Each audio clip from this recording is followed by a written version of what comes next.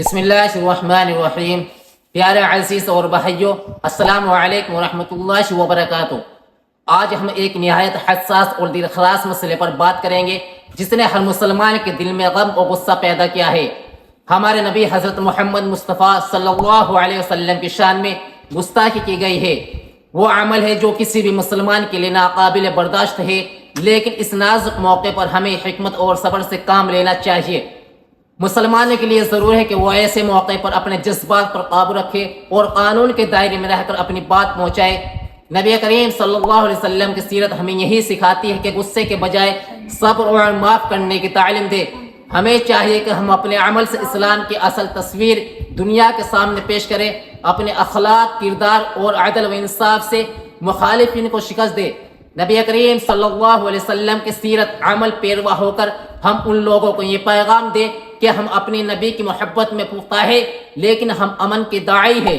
نبی کریم صلی اللہ علیہ وسلم کی محبت اور احترام ہمارے ایمان کا حصہ ہے۔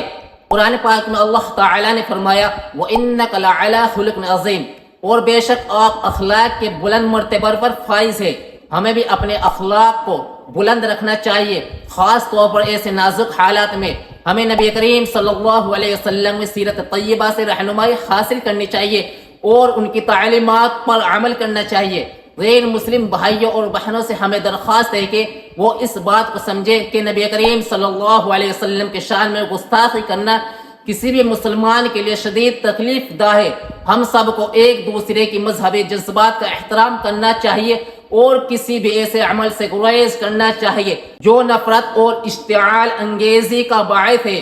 اسلام امن و محبت کا دین ہے اور ہمارے نبی کریم صلی اللہ علیہ وسلم کی زندگی بھی اس بات کا بہترین نمونہ ہے۔ اگر ہم سب مل کر باہمی احترام اور محبت کو فروغ دیں گے تو دنیا میں امن اور خوشحالی کا ماحول پیدا ہوگا۔ حکومت سے اپیل ہے کہ اور عالمی برادری سے کہ وہ ایسے واقعات کی روک تھام کے لیے سخت اقدامات کرے۔ رام گیری کے نبی کریم صلی اللہ علیہ وسلم کے بارے میں غلط بات کہنا ایک انتہائی افسوسناک اور ناپسندیدہ عمل ہے۔ ایسے واقعات مسلمانوں کے جذبات کو بری طرح مجروح کرتے ہیں۔